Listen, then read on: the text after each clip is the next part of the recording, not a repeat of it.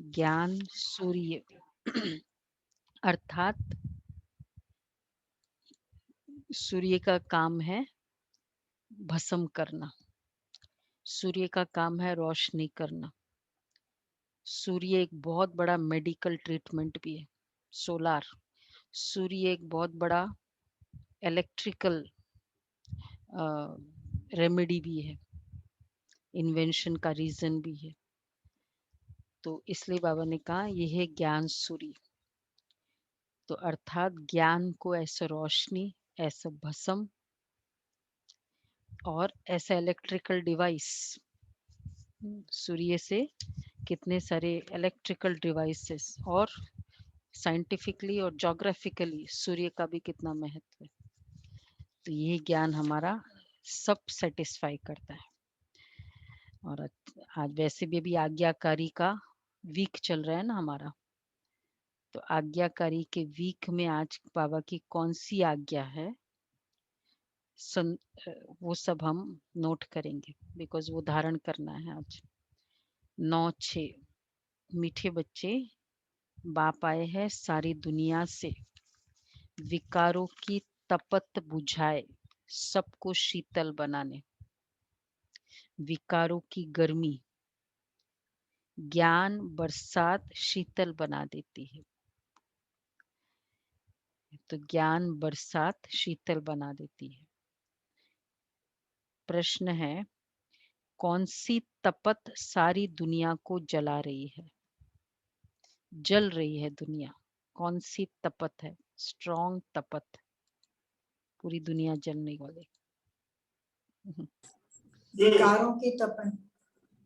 विकार में भी कौन सा विकार? काम विकार सबसे मैक्सिमम। काम विकार की तपत सारी दुनिया को जला रही है। सब काम अग्नि में जलकर काले हो गए, लाल नहीं हो गए, सभी काले हो गए। तो इसलिए लाल होता तो क्रोध है, काले हो गए। बाप ज्ञान वर्षा से उन्हें शीतल बनाते हैं। जैसे बरसात पड़ने से धरती शीतल हो जाती है, तो इस ज्ञान वर्षा से 21 जन्मों के लिए तुम शीतल बन जाते हो। किसी भी प्रकार की तपत नहीं रहती। तत्व भी सतो प्रधान बन जाते हैं, कोई भी तपते नहीं है। तो देखो, ज्ञान वर्षा से विकार, काम विकार, और दूसरा तत्व। ये तत्व में इतनी गर्मी कैसे है? पूरा ज्योग्राफिकल डिसलोकेशन हो गया आत्मा की पावर के कारण। तो बाबा इसलिए कह रहे हैं कि इससे तुम्हारी ये वाला भी और वो तपत भी। ओम शांति। रूहानी बच्चे किसकी याद में बैठे हैं? जरूर अपने रूहानी बाप की याद में बैठे बाप की याद में। बाबा सामने है, टीचर, प्रोफेसर, और वो भी प्रिंसिपल, स्ट्रिक्ट भी है। तो एकदम दृष्टि बाबा की तरफ सबकी स्ट्रिक्ट होते हैं ना, वो इधर भी किया ना तो उसका ध्यान चला जाता है प्रोफेसर का। बाबा कहते हैं, रूह अपने परमपिता परमात्मा की याद में बैठी है कि हमको रूहानी बाप आकर रिफ्रेश कर शीतल बनाए, क्योंकि काम चिता पर बैठ भारत जल मरा है। गाते भी है तपत बुझाए।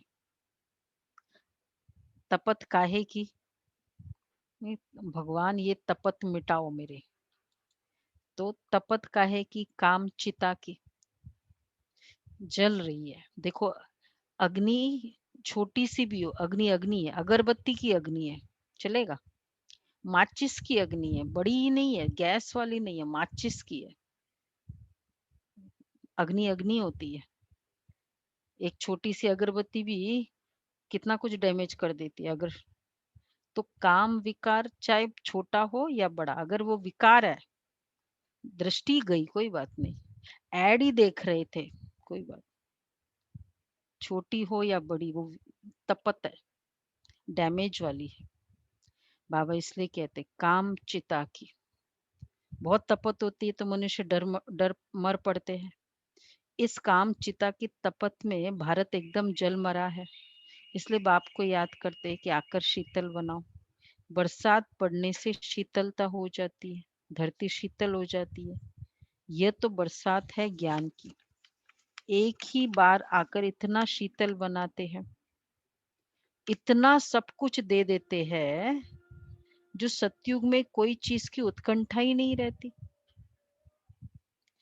बाबा क्या देते हैं हमको, इतना कुछ दे देते।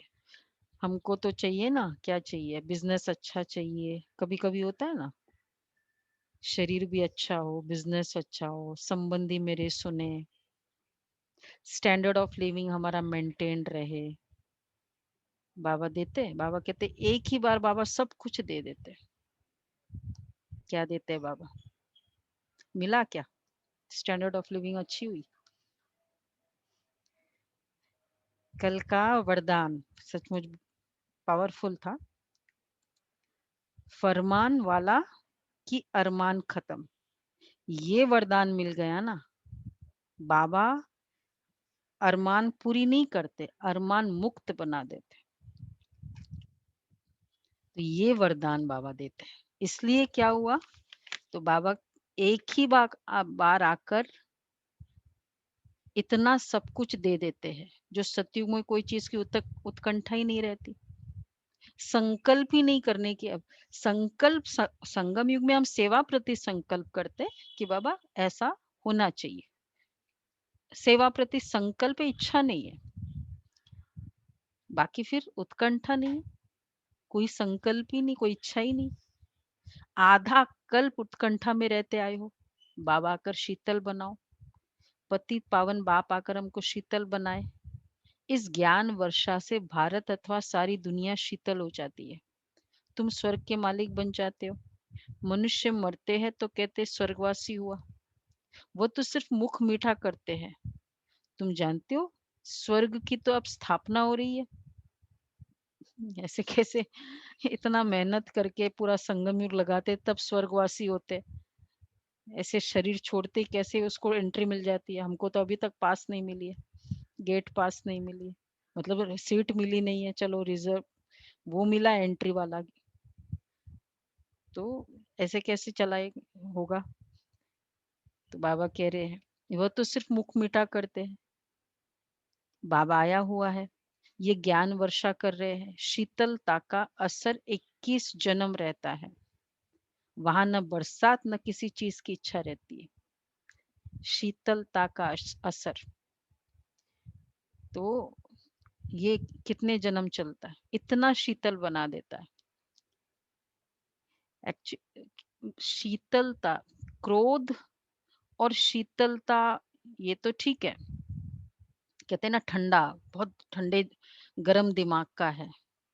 तो जनरली शीतलता दुनिया में कनेक्शन है क्रोध का, लेकिन क्रोध का कनेक्शन है एक्सपेक्टेशन से, और एक्सपेक्टेशन का कनेक्शन है root cause of expectation attachment, और अटैचमेंट होता है आकर्षण, काम विकार। तो ये पूरा सीक्वेंस है। तो उन्होंने कहा क्रोध के कारण है ना, तो क्रोध को मेरा मिटा दो। जब तक ये रूट कॉज नहीं जाएगा ना, मेरी एक्सपेक्टेशन जाएगी नहीं, काम विकार जाएगा नहीं, तो तपत नहीं बुझेगी, शीतलता नहीं आएगी।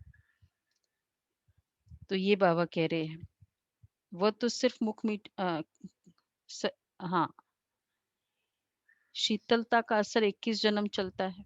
वहां न बरसात न किसी भी चीज की इच्छा रहती है। बरसात की भी इच्छा नहीं, सदैव बरसात होगी या नहीं होगी, सदैव बाहर ही बाहर रहती है। स्प्रिंग सीजन ऑलवेज, वहां कोई भी प्रकार का दुख ही नहीं रहता। सूर्य भी सतो प्रधान बन जाता है, कभी तपति नहीं दिखाता। तुम सारे विश्व के मालिक बन जाते हो।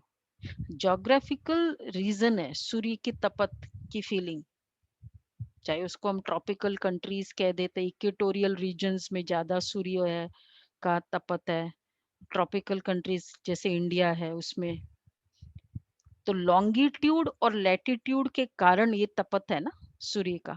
तो वहां पूरी लॉन्गिट्यूड और लैटिट्यूड, क्योंकि सूर्य की लोकेशन चेंज हो जाएगी, ये जो टिल्टेड है वो टिल्टेड का सीधा हो जाएगा, तो फिर कैसे होगा? तो फिर तो ऑल ओवर एक जैसा होगा ना। जैसे सपोज मैं ऐसा इधर झुकी हुई हूँ, तो जो इधर है इस तरफ है तो उनको ज्यादा फील होगा और बाकियों को कम होगा। यही रीजन है ना मेन। तो बाबा इसलिए कहते हैं कि सूर्य भी सतो प्रधान बन जाता है, कभी तपते नहीं दिखाते। तुम सारे विश्व के मालिक बन जाते हो। अभी तो गुलाम है ना, गाते मैं गुलाम तेरा, बाप को याद करते हैं। अब बाप कहते हैं तुम्हारी सेवा में मैं तुम्हारा गुलाम आकर बनाऊं, तुम बच्चों की सेवा करता हूँ। पराये देश पतित शरीर में मैं आता हूँ तुम्हारी सेवा करने। इस पतित दुनिया में एक भी पावन हो नहीं सकता। सत्युग को पावन, कलयुग को पतित कहा जाता है, क्योंकि सब विकारी है। भारतवासी इस नॉलेज को समझेंगे। वैसे भक्ति में अवतार की फीलिंग या एक इम्प्रेशन ही है कि जब कुछ असुर हुआ तो वो अवतार आया, पर्टिकुलर अवतार। तो अवतार का रीजन ही था कुछ नेगेटिविटी। तो बाबा भी कब आएंगे? बाबा कहते हैं मैं पतित दुनिया में पतित शरीर में आता हूँ, तभी तो पावन बनाने के लिए आता हूँ ना, नहीं तो सब कुछ ठीक है तब मुझे क्यों आने की जरूरत है। भारतवासी इस नॉलेज को समझेंगे। जिन्होंने 84 जन्म लिए हैं वही ये नॉलेज सुनेंगे। वह जो सत्युग त्रेता में आने वाले हैं वही आकर, जो सत्युग त्रेता में आने वाले हैं वही आकर ब्राह्मण बनेंगे, नंबरवार पुरुषार्थ अनुसार ब्राह्मण बनेंगे, बट एज पर पुरुषार्थ। बाप ने समझाया अभी तुम ब्राह्मण वर्ण में हो, फिर वही जो ब्राह्मण होगा वही, ये लॉ है। डायरेक्ट कोई कहते कि ये इसका ना नेचर बहुत अच्छा है, उसको सत्युग में आ जाए। कंपनी में कितना भी अच्छा नेचर वाला होगा आपके एम्प्लॉइज, लेकिन वर्षा किसको मिलेगा? बच्चे को मिलेगा या एम्प्लॉइज को मिलेगा? बच्चे को। इतने पुराने हैं कुछ भी हो, उसको पोजीशन अच्छी दे देंगे, पर हमारा वर्षा, पिता का वर्षा, कंपनी का मालिक का हो या घर का पूरा वर्षा किसको मिलेगा? बच्चे को मिलेगा। तो इसलिए बाबा कहते बच्चा बनना पड़ेगा, अर्थात ब्राह्मण बनना पड़ेगा, तभी देवता बनेंगे। ब्राह्मण मतलब ही क्या एक्चुअली? ब्राह्मण मतलब शुद्धि। एक बहुत स्ट्रॉन्ग कंसेप्ट है ब्राह्मण का, शुद्धि। शुद्धि तो ब्राह्मण अर्थात जो शुद्ध अर्थात पवित्र है। अब उन्होंने शुद्धता को ये ले लिया स्नान आदि करना, तो ब्राह्मण मीन्स ही पवित्र। और ब्राह्मण मतलब ही भोजन की शुद्धि। भोजन की शुद्धि, प्याज लहसुन आदि नहीं, ब्राह्मण नहीं खाते और किसी के हाथ का भी नहीं खाते इवन पहले जमाने में। बल्कि घरों में, कितने घरों में होता था ब्राह्मण बनाता है, महाराज बोलते थे, महाराज भोजन, क्योंकि शुद्ध हाथों से भोजन बनाना है, जो खुद वैसा खाता नहीं, इसलिए ब्राह्मणों के हाथ का भोजन मशहूर है। तो ब्राह्मण अर्थात शुद्धि, भोजन हम की लोगों के घरों में पहले महाराज ही हुआ करते थे। हाँ पहले घरों में दीदी महाराज ही खाना हाँ, बनाते थे महाराज जी और बनाते वो थे। बैठे रहते थे, खाना बनाने के अलावा कुछ। हाँ कुछ काम नहीं, उनकी सफाई वफाई नहीं करते। जैसे आजकल मेड है वो सफाई भी कर रही है और खाना भी बना रही, वो नहीं होता था। बैठे रहते थे, उनकी हाँ अटेंडेंस में और आदमी देने पड़ते थे। हाँ राइट है। तो ब्राह्मण अर्थात भोजन। तो हम सब ब्राह्मणों को एटलीस्ट जैसे ना शौक होना चाहिए। बाकी ठीक है, वैसे तो बाबा अब शुद्धि में तो आता ही है, स्वयं बनाओ। दूसरा, तीसरा, ब्राह्मण अर्थात शास्त्र पंडित। तो ब्राह्मण अर्थात मुरली की स्टडी, जिसको मुरली की स्टडी का शौक है वो ब्राह्मण। और दूसरा बोलना, बोलना होता है ना, ब्राह्मण मतलब ब्राह्मण से बुलवाएंगे, तो ज्ञान सुनाने का भी शौक ब्राह्मण। और फिफ्थ है ब्राह्मण मीन्स सेवा। हाँ, उनका होता है ना कि सेवा भाव होता है, ब्राह्मण अर्थात सेवा। वो अलग है, कलयुगी ब्राह्मण को देखकर नहीं वो ये इंप्रेशन थोड़ा रॉन्ग हो गया है, पर नॉर्मली ये है। तो बाबा कहते पहले ब्राह्मण बने बिगर देवता कैसे, मतलब दुनिया में यही कहते इसका नेचर कितना अच्छा है, तुम्हारे बीकेएस में भी जाने वाले इतने नहीं अच्छे होंगे, उससे वैसा वाला नेचर है। नेचर से सिर्फ ब्राह्मण नहीं बनते, ये सब क्राइटेरिया चाहिए। ब्राह्मण मुरली स्टडी करता ही नहीं हो, शास्त्र पढ़ता ही नहीं हो, कैसे ब्राह्मण है? तो फिर कैसे देवता बनेगा? तो ये राशि पे कंसेप्ट अगर है तो फिर वो ब्राह्मण है। ये पांचों बातें हैं, तो फिर वो देवता बनेंगे। तब प्रजापिता ब्रह्मा की वंशावली, तो बाबा कह रहे ये तुम्हारी बाजोली चलती है। ऐसे नहीं कहेंगे कि परम पिता आकर शूद्रों को ब्राह्मण बनाते हैं। ब्रह्मा ब्राह्मण धर्म स्थापन करते हैं, परम पिता ब्राह्मण नहीं बनाते, ब्रह्मा ब्राह्मण धर्म। इसलिए ब्रह्मा के थ्रू वाला ब्राह्मणों का नाम ब्रह्मा से पड़ा ना, मुख वंशावली। तो तुम जानते हो कि ये चक्र कैसे फिरता है। विराट रूप में ब्राह्मणों की चोटी, और शिव बाबा को भूल गए हैं। कहते देवता वैश्य, क्षत्रिय वैश्य शूद्र, फिर शूद्र से देवता। अब ब्राह्मण कहाँ गए? ब्राह्मण लोग गाते भी है ब्राह्मण देवताय नमः। तब प्रजापिता ब्रह्मा की वंशावली कहाँ गए? प्रजापिता ब्रह्मा का नाम कितना बाला है, चित्रों में भी कितनी भूल कर दी है। इसलिए ये भक्ति में मानते हैं कि ब्राह्मण का श्राप हो जाए ना, देवता भी कुछ नहीं कर सकते, भगवान भी कुछ नहीं कर सकते, क्योंकि इस पर ब्राह्मणों का पूरा अवतार का रीजन ही बताया कि ब्राह्मणों का श्राप लगा था। राम अवतार में ब्राह्मण का श्राप मानते, वन ऑफ द स्टोरीज है। तब प्रजापिता ब्रह्म, तो बाबा कहते हैं चित्रों में भी कितनी भूल कर दी है। प्रजापिता ब्रह्मा की औलाद का कोई नाम निशान ही नहीं है। स्कूल में टीचर पढ़ाते हैं, वो फिर भी सोर्स ऑफ इनकम है, एम ऑब्जेक्ट तो जरूर चाहिए।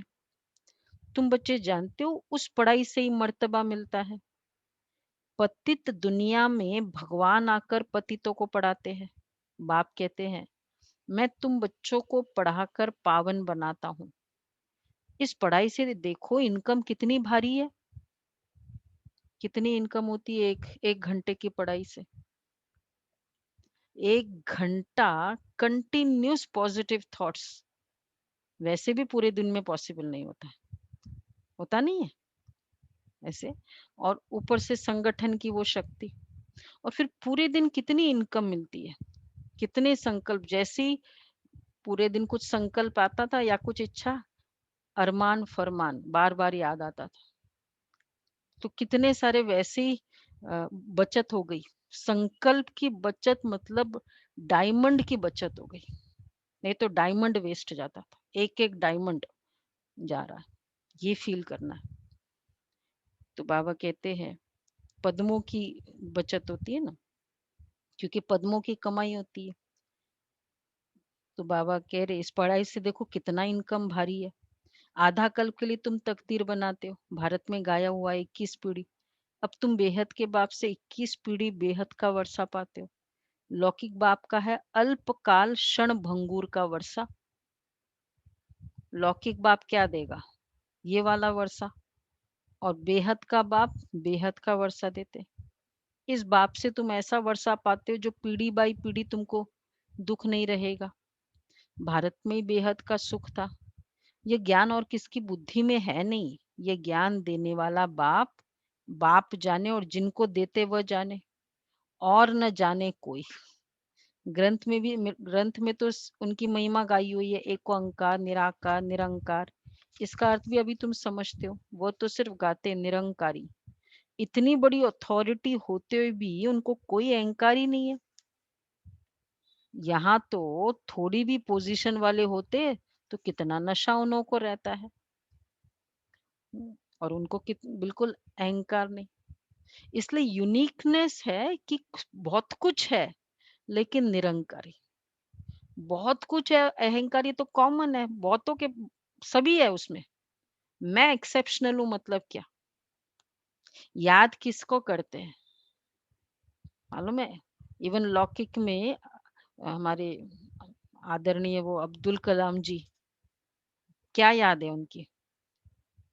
वो वॉशरूम की चप्पल पहन के कॉन्फ्रेंस में जाते थे, वो व्हाइट और ब्लू कलर की।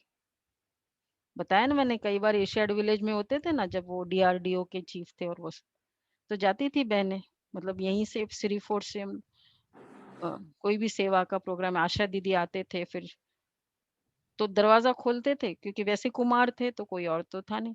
और पूरे टाइम वो वाइट और ब्लू कलर का टिपिकल चप्पल। तो जूते पहन कर जाते तो वो याद नहीं रहता। लेकिन सिंप्लिसिटी, और वो मैसेज देती है, वो भाषण देती है, वो चप्पल भाषण देती है, जूते नहीं भाषण दे सकते। मतलब सब कहने का भाव ठीक है, बाबा नहीं कहते कि ऐसे करो, लेकिन ईगो लेस की नेचर बाबा इसलिए कहते हैं कि एको अहंकार, तो वह तो सिर्फ गाते निरंकारी। यहाँ तो थोड़ी भी पोजीशन वाले होते तो कितना नशा उन को रहता है। वह है अल्पकाल वाले मर्तबे का नशा कि मैं फलाना हूँ। अब तुमको इस रूहानी पढ़ाई का नशा है, तुम्हारी आत्मा भी जानती है, आत्माभिमानी बनना है, तभी तो बाप को याद कर सकेंगे। बाप के साथ योग टूटने से माया का गोला लग जाता है, मुरझा जाते हैं। याद करते रहे तो खुशी का पारा चढ़ा रहे। चलो भाई सामने बाबा, बाबा कहते बच्चे याद करते रहो, देखो बाबा का तेजस्वी स्वरूप, बाबा मुझे देख रहा है, एकदम दृष्टि मिल रही है। अच्छा, याद करते रहे, कितनी खुशी, खुशी का पारा चढ़ा रहेगा। कितना भी क्रोध आता है ना, जैसे हम संकल्प भी करते बाबा, क्या हो जाएगा, खुशी का पारा।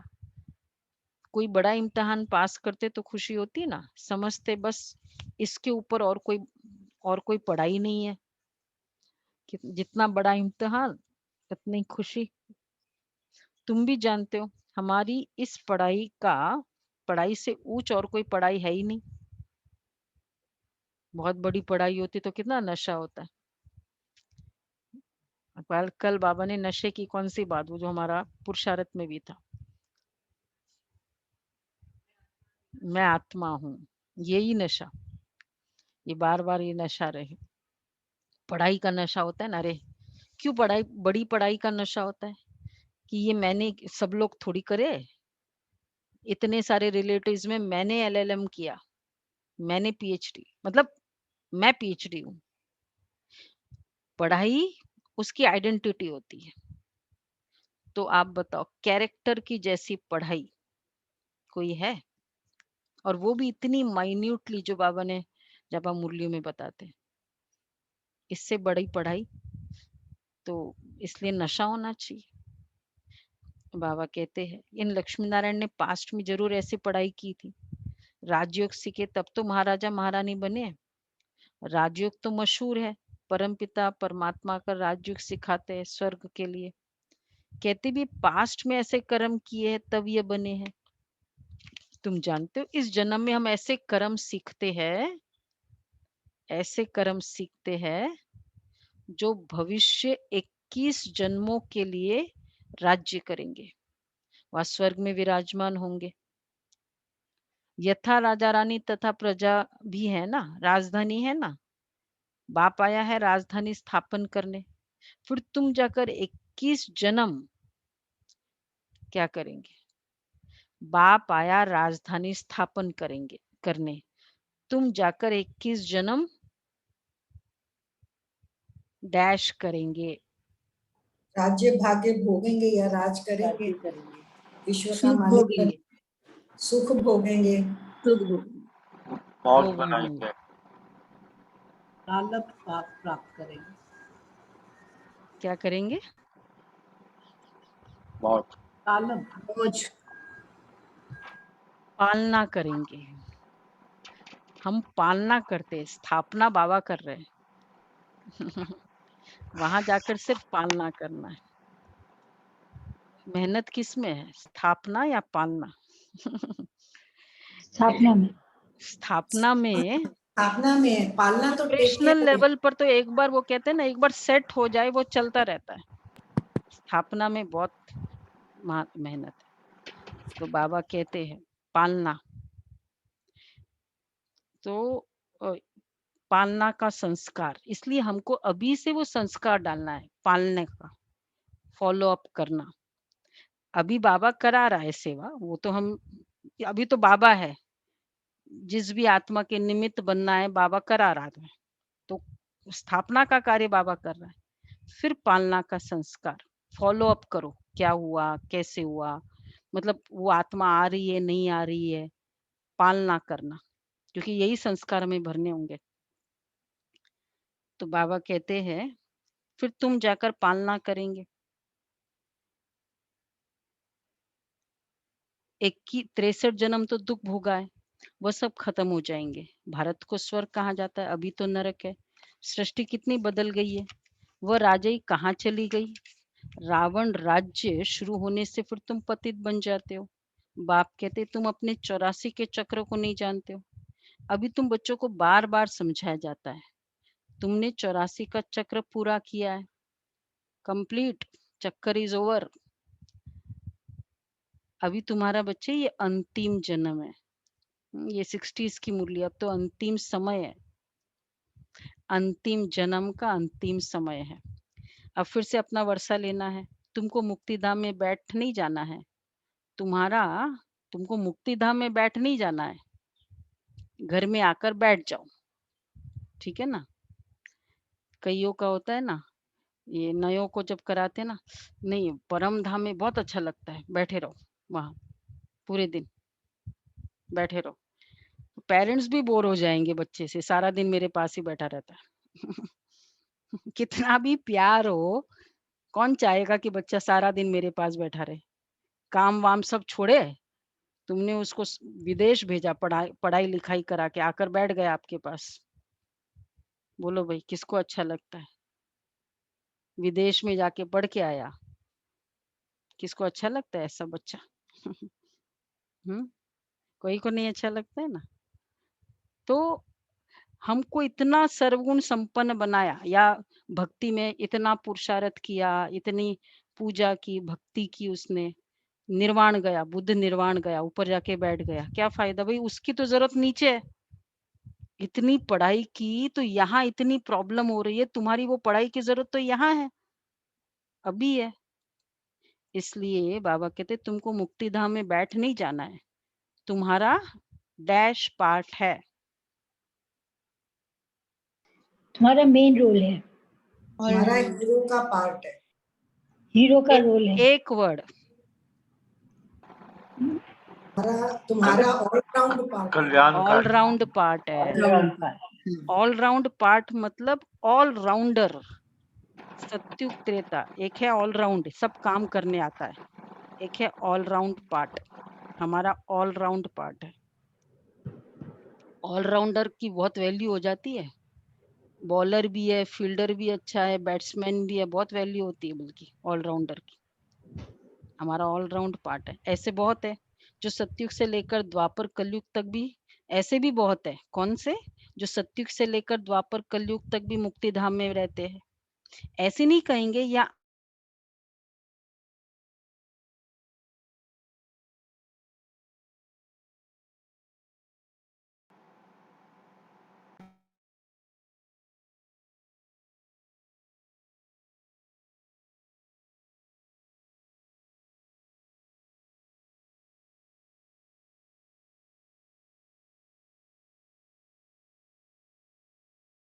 खुद में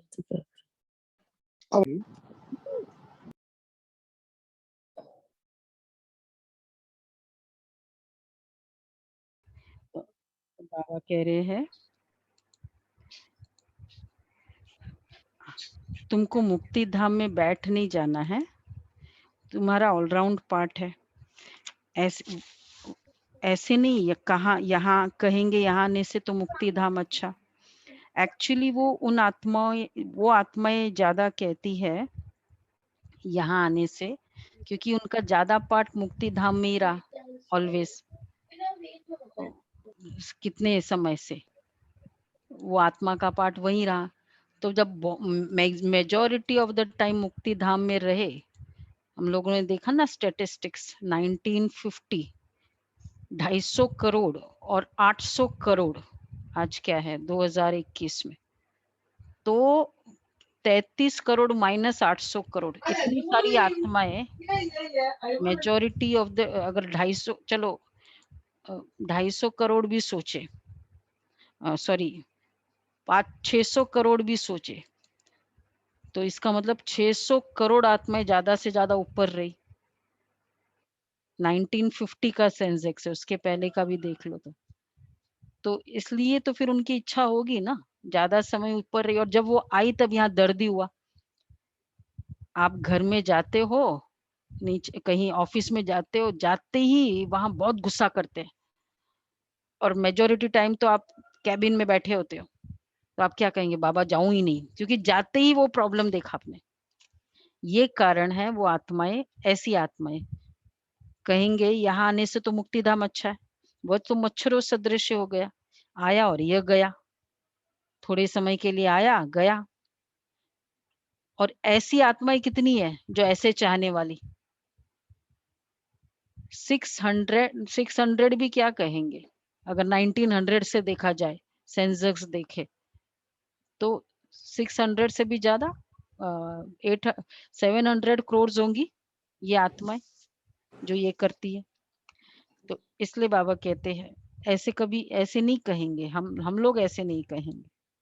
तो मेजॉरिटी तो यही कहेगी ना, वहां अच्छा है। तुम्हारा कितना भारी यादगार है।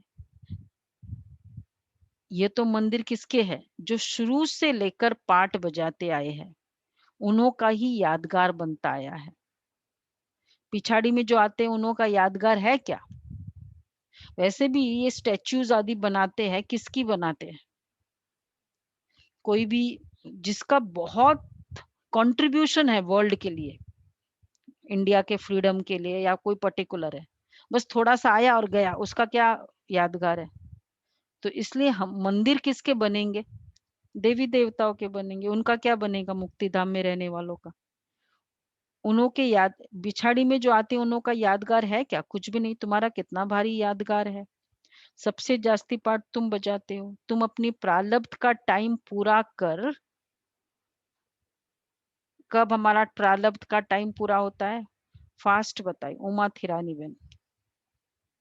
प्रारब्ध का टाइम पूरा कर, कौन सा टाइम है। दीदी प्रारब्ध तो सतयुग और त्रेता में मिलता है ना। हाँ, तो कौन सा टाइम, प्रारब्ध का टाइम पूरा कर भक्ति मार्ग में आते हो। हो गए, द्वापर से आ जाते द्वापर हैं। से। हाँ, तो कभी भी ध्यान रख, कभी बाबा अलग अलग वर्डिंग से बोलते हैं। तुम्हारा प्रारब्ध का टाइम पूरा कर जब भक्ति मार्ग में आते हो, तब फिर तुम्हारा यादगार तथा शिव बाबा के मंदिर बनने शुरू होते हैं। फिर और धर्म आते हैं। मंदिर बनने का अर्थ है वो आत्मा अभी नहीं है। कोई भी स्टैच्यूज बनने का मतलब ही है वो आत्मा नहीं है अभी, पहले थी, और पहले उसके बहुत कर्म की कहानी रही इतने श्रेष्ठ, इसलिए उसके स्टैच्यूज है, इसलिए उसके मंदिर है। तो फिर और धर्म आते, उन्हों का धर्म स्थापन होता है। तुम अपनी हिस्ट्री ज्योग्राफी भी जानते हो, और सब धर्म वालों की भी जानते हो, और सब धर्म वालों की भी जानते हो, अपनी भी जानते हो हिस्ट्री ज्योग्राफी, और सब धर्म वालों की भी जानते हो। क्लियर है ना। कब से 84 जन्मों की सीढ़ी है, पहले हम स्वर्ग में आते फिर उतरते कैसे है, ये तुम्हारी बुद्धि में है। हर एक जन्म में भिन्न नाम रूप वाले मित्र संबंधी आदि मिले, ये सब ड्रामा में तुम्हारा पार्ट पहले से नोंदा हो। ये भी एक बहुत अच्छा मोह जीत का पुरुषार्थ है। देखो ये जो ये संबंधी है, अभी पिछले जन्म में मेरे कोई और थे ना, उन सबको मैं छोड़ के आया था ना। अब इसका मतलब इन सबको भी छोड़ के जाएंगे और तब नया यही वाले संबंधी होंगे क्या पिछले जन्म में? पिछले जन्म में कुछ और थे, जिनके साथ कड़ा हिसाब किताब होगा, वो इस जन्म के नजदीक वाले बनेंगे। इट कुड बी इवन आपका शत्रु, मतलब कोई बिजनेस में लूटा है, वो हमारा बहुत क्लोज रिलेशनशिप बन सकता है यहाँ। तो सेम थोड़ी थे, उनको भी छोड़ कर आए थे, अभी भी छोड़ के जाना है। दीदी कड़ा हिसाब किताब माने क्या हुआ? अकाउंट, कार्मिक अकाउंट, कार्मिक अकाउंट उन आत्मा का। तो ये बाबा कहते हैं, तुम जानते हो हम सब देवी देवता थे, ये बेहद का ड्रामा है। हर एक जन्म में भिन्न नाम रूप वाले मित्र संबंधी आदि मिले हैं। ये बेहद का ड्रामा है जो हूबहू रिपीट होता है। फिर हम सो देवी देवता बनते, मनुष्य तो कह देते आत्मा सो परमात्मा। वास्तव में हमसो का अर्थ यह है, हमसो का अर्थ है, हमसो का अर्थ ब्राह्मण फास्ट। सो देवता, ब्राह्मण सो देवता। अच्छा, और क्लियर, हमसो का अर्थ है हम जो थे वही अपन बन रहे। हम ही वो देवता थे, क्षत्रिय थे, वैश्य थे, शूद्र थे, बाजोली, ब्राह्मण बाजोली, बने। हाँ बाजोली खेलो। हमसो मतलब बाजोली, हमसो ब्राह्मण सो देवता सो क्षत्रिय सो वैश्य सो शूद्र। इसलिए बाबा ने बोला ना बाजोली खेलो। बाजोली मतलब ये वाला चौपड़ होता है ना, वो वैसे वाला। तुम इन सब बातों को जानते हो। तुम अभी पांडव बने हो, कौरव पांडव भाई भाई थे ना, अभी बाप मिला हुआ है, तो तुम कौरव से पांडव बने हो। बाप तुमको दुख से लिबरेट कर गाइड बन ले जाते हैं। घर का तो किसको पता ही नहीं। वह कहते आत्मा ब्रह्म में लीन हो जाएगी तो घर थोड़ी ठहरा। कितनी लॉजिकल बात बाबा कह रहे। देखो, वो कहते आत्मा ब्रह्म में लीन हो जाएगी तो घर थोड़ी ठहरा, घर में तो रहा जाता है, ब्रह्म में लीन हो जाते हैं। ब्रह्म, हम घर में लीन थोड़ी होते, हम घर में बैठते हैं। ब्रह्म इस घर, तो ब्रह्म में इसलिए लीन नहीं हो सकते क्योंकि घर है। और दूसरा, अगर परमात्मा है तो परमात्मा में भी लीन नहीं हो सकते, वो तो कई बार मुरलियों में आ चुका है। घर का तो किसको पता ही नहीं है। इनको इनकॉर्पोरियल वर्ल्ड कहा जाता है। अभी तुम बच्चे जानते हो हम निराकारी आत्मा निराकार वर्ल्ड में बिंदी मिसल निवास करते। पिक्चर आ गया, मैं आत्मा बिंदी मिसल निराकारी झाड़ में। आ गया तो अपनी लोकेशन भी देख ली। सब लोग अपनी अपनी सीट रिजर्व कर लो यहाँ से ही, अभी से बाबा के पास कर ली ना। वहां भी निराकारी झाड़ है। ये ड्रामा बना हुआ है। बीज और झाड़ को जानना है, इसका नाम ही है वैरायटी धर्मों का झाड़। ये मनुष्य सृष्टि है, इनका बीज रूप बाप है। कितनी वैरायटी है, हर एक धर्म वाले के फीचर्स न्यारे। फिर यहाँ भी एक की शक्ल न मिले दूसरे से, नहीं, एक भी शक्ल मतलब फिर भी थोड़ी सिमिलैरिटी शक्ल में हो सकती है, लेकिन संस्कार, वो भी शक्ल भी कहाँ मिले, फिंगरप्रिंट्स कभी नहीं मिलते। इसलिए तो फिर वो फिंगरप्रिंट का वो होता है इसका, मतलब कितने सारे इसके ये है एविडेंसेस भी है। तो बाबा इसलिए कहते एक की शक्ल न मिले दूसरे से। ये भी ड्रामा बना हुआ है। कल्प वृक्ष की आयु 5000 वर्ष है, ये भी बाप समझाते हैं। मनुष्य एक्टर्स है, यहाँ पार्ट बजाने आते हैं। ये मांडवा है रोशनी के लिए। देखो इस एक्टर्स में मतलब किसकी बात चली थी, शायद शाम की थी। किसी ने कहा प्रकृति अनादि है ना, तो प्रकृति में क्या अनादि है? अब धरती अग्नि ये तो प्रूव्ड हो गया, ये तो डिस्ट्रक्टिव है। फिर बोला सूर्य चांद अनादि होंगे।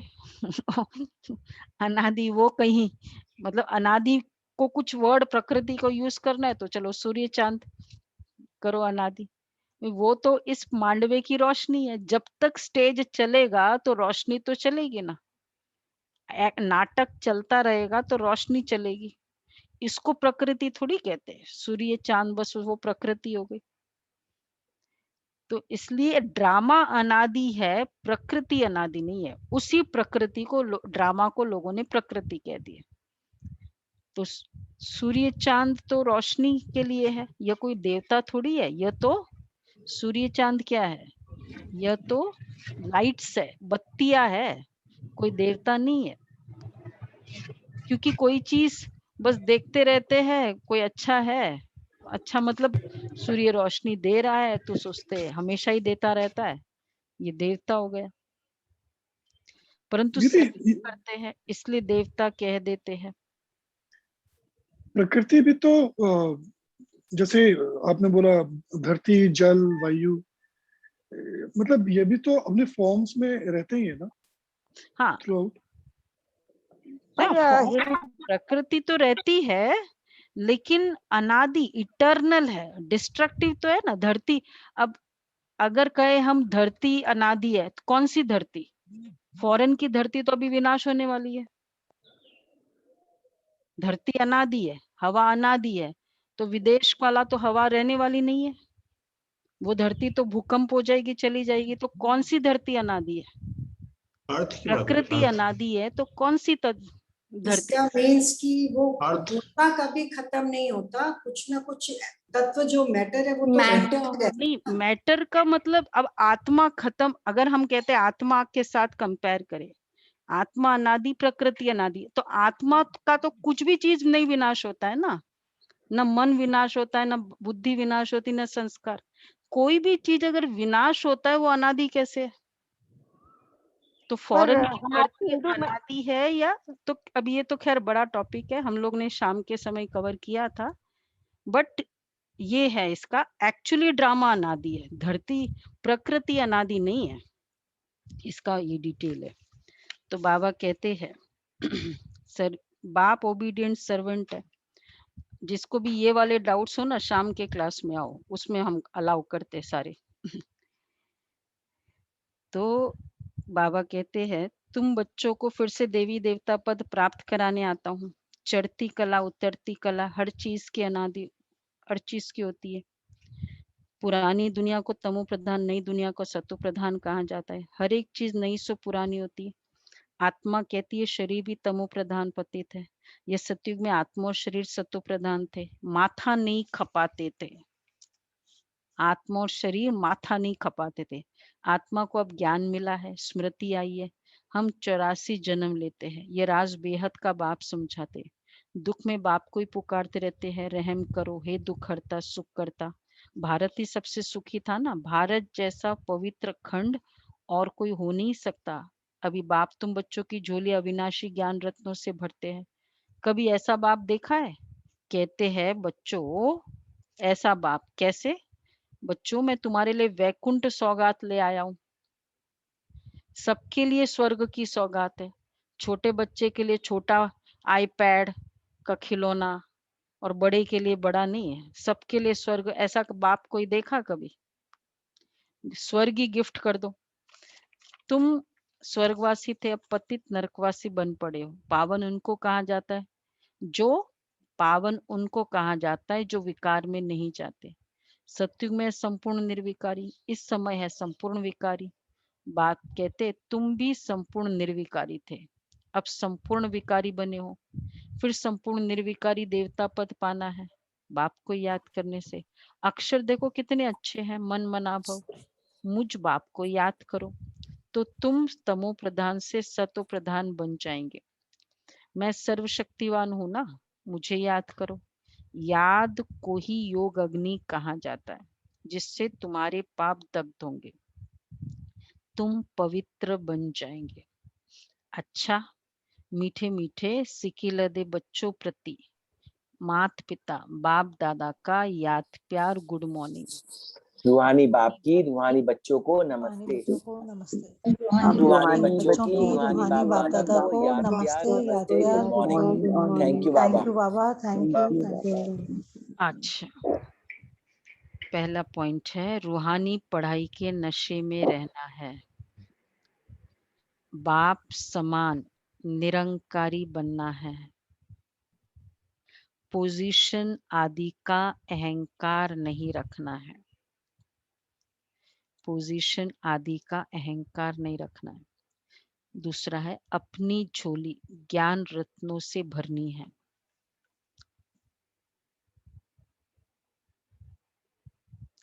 संपूर्ण निर्विकारी बन देवता पद पाना है।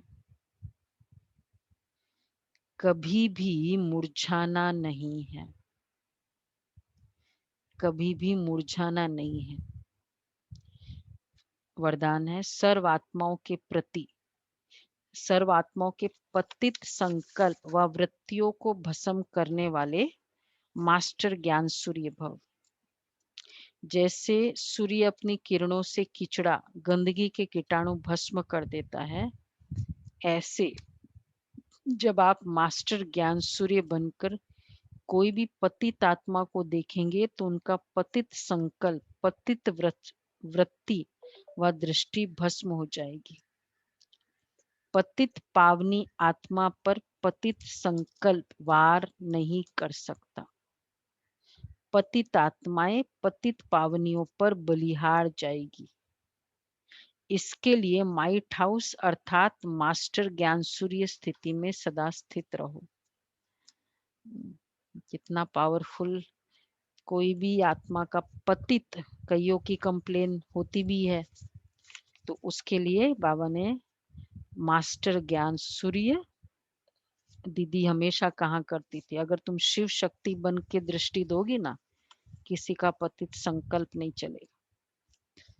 तो ये वाला पुरुषार्थ आज का मास्टर ज्ञान सूर्य। तो अपने भी पतित संस्कार, उसका भी भस्म।